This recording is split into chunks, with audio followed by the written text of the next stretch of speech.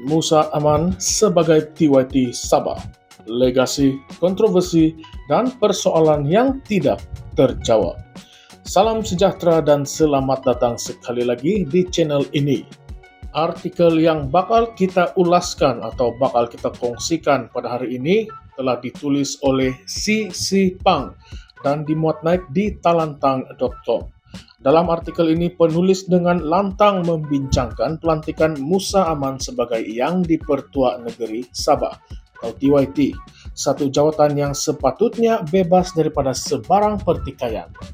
Namun, pelantikan ini menimbulkan pelbagai persoalan dan kritikan di kalangan rakyat serta pemerhati politik. Mari kita telusuri pandangan penulis tentang isu ini dan bongkarkan lebih banyak persoalan yang membara di sebaliknya. Adakah Musa Aman benar-benar layak menduduki kerusi tertinggi ini?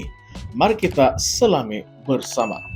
Pelantikan Musa Aman sebagai Yang di-Pertua Negeri Sabah terus menjadi bahan bualan hangat di kalangan rakyat Sabah dan pemerhati politik di seluruh negara. Jawatan ini yang sepatutnya bebas daripada sebarang kontroversi kini dilihat seakan-akan dibayangi dengan pelbagai persoalan mengenai kredibiliti dan integriti individu yang dilantik untuk memegang tampuk tertinggi negeri. Seperti yang dinyatakan oleh Si Pung, proses pelantikan Yang di-Pertua Negeri bukanlah sesuatu yang boleh dipandang remeh.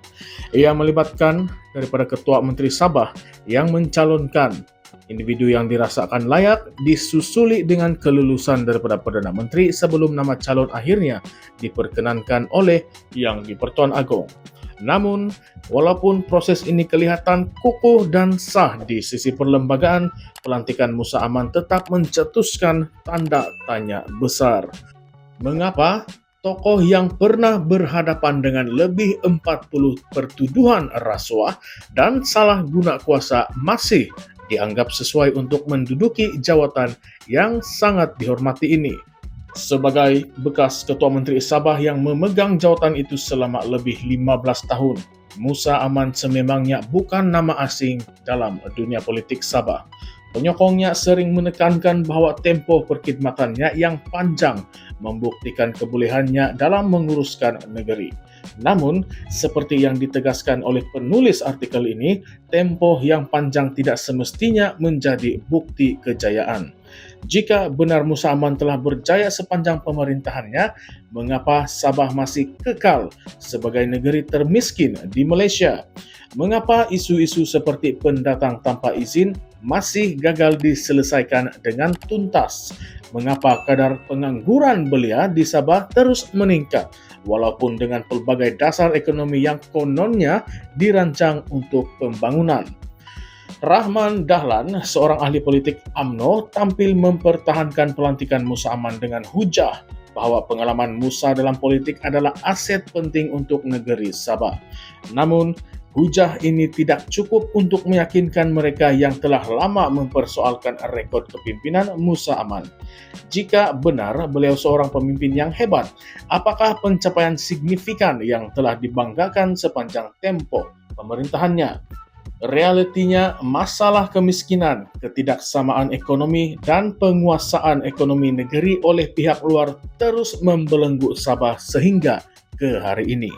Dalam konteks ini, hujah bahwa Musa Aman layak berdasarkan tempo perkhidmatannya semata-mata tidak cukup untuk meredakan keraguan orang ramai. Lebih menarik lagi, perlunya Rahman Dahlan tampil mempertahankan Musa Aman sendiri menunjukkan bahwa ada sesuatu yang tidak kena dengan pelantikan ini.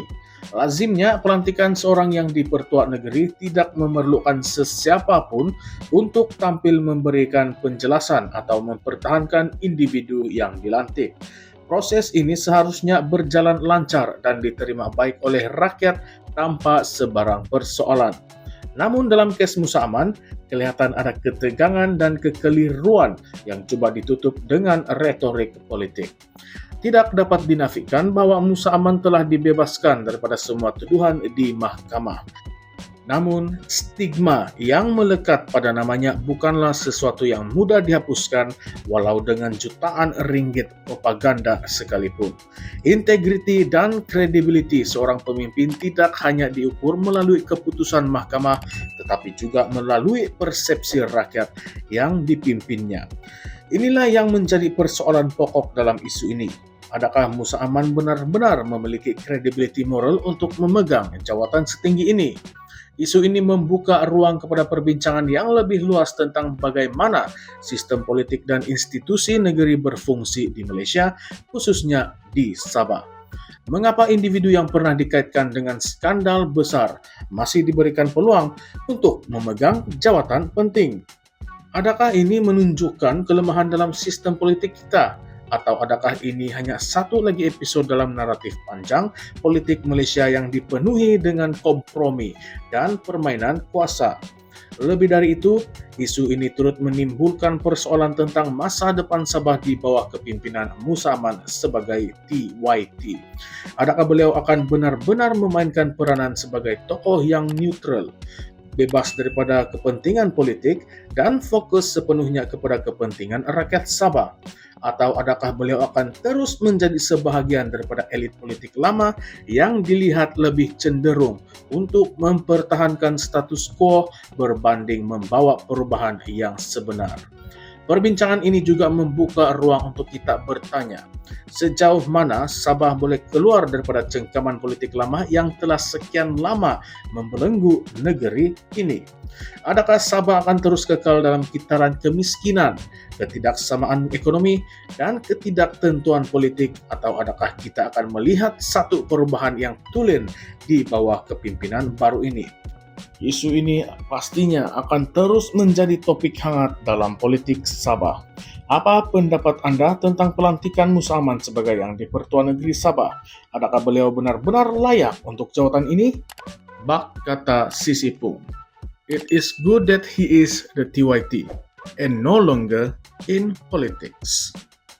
Jangan lupa untuk tinggalkan pandangan Anda di ruangan komen dan jangan lupa untuk like, share, dan subscribe dan tekan lonceng untuk lebih banyak perbincangan panas seperti ini.